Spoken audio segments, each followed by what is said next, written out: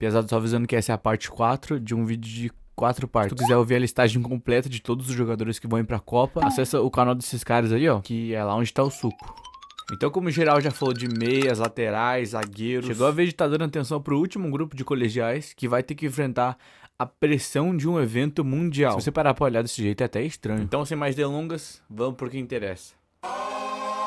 Como eu acho que seguir a última atualização da tabela que teve aí no mangá é o certo a se fazer, dá pra tá começando pelo herói caído do Japão. O Kunigami pode oferecer uma boa variedade de pontos fortes durante o jogo. Um físico bem treinado e bem gostoso. Uma das, se não a mais forte canhota que já foi mostrada aí na obra. Além de uma ambidestria artificial, que ele ganhou depois de ter passado por uma experiência média que alguém na escala 6x1 passa. Eu não vejo ele sendo lateral, até porque tem que ser um cara rápido e leve que nem o Venom. Pra isso a gente já tem uma porrada de velocista de vibradores aí no Blue. E além disso, o cara não gosta muito de dar assistência não. Então eu vejo muito bem um cenário onde mesmo sem ângulo nenhum, o cara vai lá e dá uma bicuda mesmo e dane. Mesmo ele sendo meio de campo ali no time do Bastard, eu não colocaria ele nessa posição até porque já tem uma galera bem mais preparada pra esse serviço aí. Sério, bastante gente mesmo. Só pra você ter uma noção, tem 6 jogadores com Metavision nesse time. E como zagueiro, eu até vejo o Kunigami com bom potencial ali.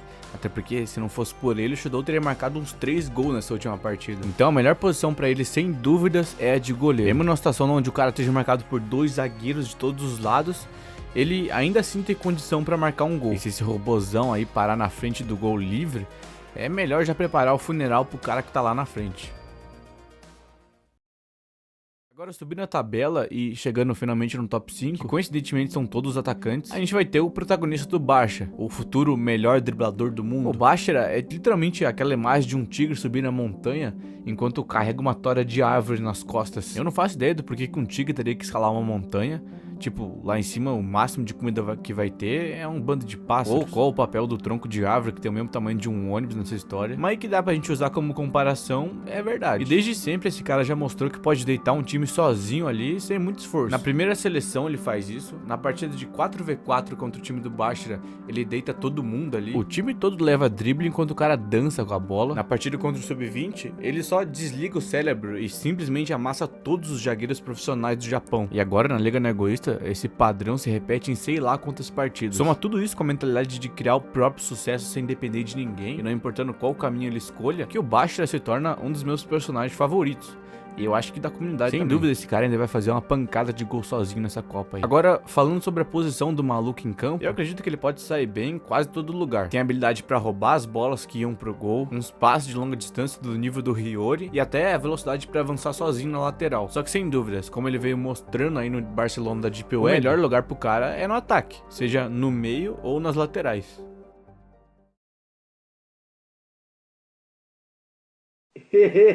Agora, falando do camisa 10 do Blue Lock, o dono do chute com a curva mais safada do Japão, botar o Rin como o atacante principal já não seria mais tão eficiente como foi durante a partida contra o Sub-20. Naquela época, e eu digo isso porque já fazem 4 anos que aconteceu. Acorda, velho, estamos em 2025 já, mano, acorda! Durante aquele arco, o Rin era facilmente considerado o melhor jogador do projeto. Só no seu arsenal, o cara tinha chute de longa distância, trivela, criação de jogada, um carinho com a pelota perfeito. Então imagina agora, que é pós-Liga Egoísta, depois de passar um bom tempo se refletindo sobre a vida e se perguntando por que o TikTok no Brasil tem tanto conteúdo reciclado, chegando ao ponto dele assistir o mesmo vídeo 6 vezes, o Rin decide que precisa encontrar um novo sentido pra jogar futebol. E é aí que o cara vai demonstrando cada vez mais essa capacidade dele de aguentar qualquer pressão que precise ser aguentada. Nossa, que texto burro. Um posicionamento vagabundo, o seu controle de bola mais refinado do que nunca e o alcance do seu chute disparado, ele se torna basicamente o jogador com o potencial mais ofensivo dessa loucura. Ou seja, a gente tá olhando pra basicamente um dos artilheiros dessa Copa. É claro, a gente não tem quase nenhuma informação sobre as novas promessas e sobre o que o Japão vai ter que enfrentar, mas tendo como base o nível do Kaiser e do Lorenzo, é bem possível que tenha ali no máximo uns 3 ou 4 jogadores do nível do Rin. Diz que esses caras devem ser atacantes, enquanto o resto é tudo meia, zagueiro, ou até lateral. E quem sabe até um goleiro, né? Seria diferente. Agora falando do Rei Fominha, o jogador mais imprevisível em campo. Aquele que se não fosse o time do Ubers, dificilmente teria marcado um hat-trick. Agora eu não preciso nem explicar o porquê que esse cara merece estar aqui. Só as habilidades que o cara tem, uma pequena parte ali dos jogadores já poderia ter, se dedicasse e treinasse igual ele. Só que o diferencial do cara é essa mentalidade obcecada que ele tem dentro e fora do campo. Diferente de jogadores como o Nagi ou o Shidou, que já nasceram abençoados, o Barou precisar treinar bastante pra chegar onde ele chegou. E dá até pra confundir ele como um gênio. Até porque a primeira impressão que ele passa é que o cara é simplesmente indestrutível. Mas vendo como ele precisou treinar suas armas, e eu tô me referindo tanto ao chute de longa distância quanto à visão do predador, é praticamente confirmado que o cara é um aprendiz talentoso. E se fosse pra apostar aqui, eu chutaria que esse cara vai se tornar o melhor atacante do mundo, enquanto que o Isagi vai virar o melhor jogador, praticamente o que é o Noah e o Snuff atualmente. E eu digo isso porque a gente tem esse painel aí do melhor jogador do mundo explicando que o Barou e o Sagi parecem exatamente que nem o Noah e o Ego no começo da carreira. E é massa até de fazer esse paralelo de que os dois vão ser treinados pelos melhores do mundo. Só que ao invés do Barou estar na companhia do melhor atacante do mundo, é o Sagi na real quem vai jogar mais vezes com o Noah. E é a mesma coisa pro Rei. E sem dúvidas, o cara já provou que com um time bem estruturado e bem pensado, ele consegue replicar gols de uma forma absurda, marcando em média 2 gols por partida e um hat-trick. Sem dúvidas, esse cara tem o potencial de ser um dos melhores jogadores da Copa. E o papel dele como atacante é irrefutável. Aí vem um cara no comentário e me janta no argumento.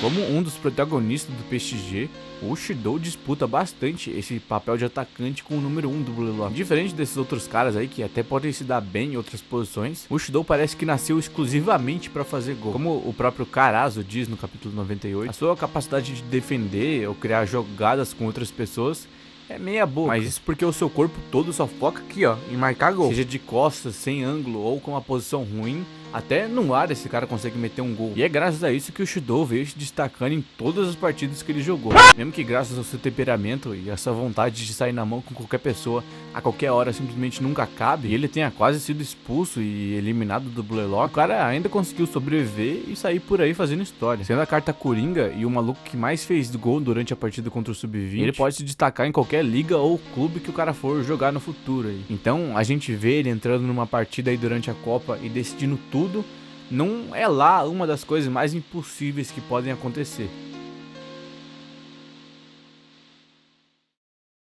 E aí, bando de viciado que lê Blue Lock, eu sou o Du e eu vim fazer uma participaçãozinha aqui no canal do Alga, nessa collab que nós que grava Blue Lock estamos fazendo, que é verdade que eu sou o único que faço negócio no TikTok, eu não tenho canal no YouTube, daí o Alga teve um pingo de misericórdia e deixou eu participar no canal dele.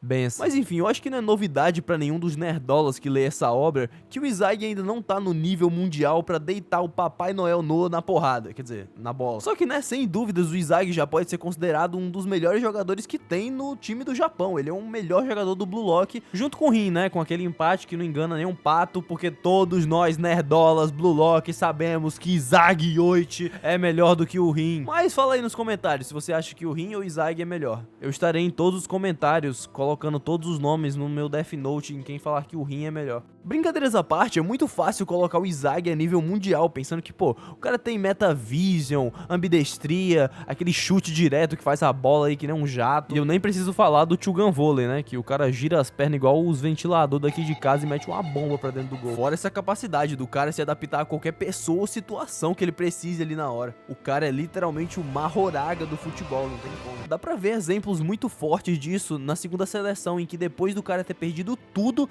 e ficar à beira do precipício ali junto do Nagi, ele vai e passa a mão na arma daquele maluco que tinha uns 8 irmãos passando fome e manda o cara de volta pro sítio. Mas eu acho que o maior exemplo até então foi agora na Liga Neo-Egoísta. Durante a Liga Neo-Egoísta. Lá o Isagi tava num ambiente mais difícil e hostil que ele já tinha encontrado. Ele tem que subir em um time que todo mundo segue o Kaiser, mano. E agora ele tá no primeiraço aí no Blue Lock, com um monte de fã aí no último capítulo, que inclusive senti falta daquele menininho fofinho e os pais dele. Mas é, menino Yoichi, um dos melhores atacantes que o Blue Lock pode ter. E bom, tá na hora de responder a principal pergunta desse vídeo. Eu botaria o Rin e o Isagi no campo por dois motivos. O primeiro é que tanto um contra o outro tem a capacidade de trabalhar com o time e criar jogadas maior do que esses outros caras aí que eu listei. E o segundo ponto é que eles têm o mesmo potencial de atacante que esses outros malucos aí. Posicionamento, finalização, tudo isso aí rivaliza ou até supera os outros jogadores do projeto. E não é só minha opinião não, é de todos os donos de clube que votaram aí nessa tabela. E bom, tá aí a finalização dessa sequência insana de vídeos que eu e esses outros malucos estamos fazendo. Lembrando que se você quiser saber como os zagueiros, laterais, meias vão se posicionar em campo, vê lá o canal dos caras, tá aí na descrição. Facinho, só clicar lá. Não esquece de comentar se você tem alguma opinião diferente ou uma formação na mente aí embaixo. Mas no mais é isso. Se cuidem. Tchau. Benção.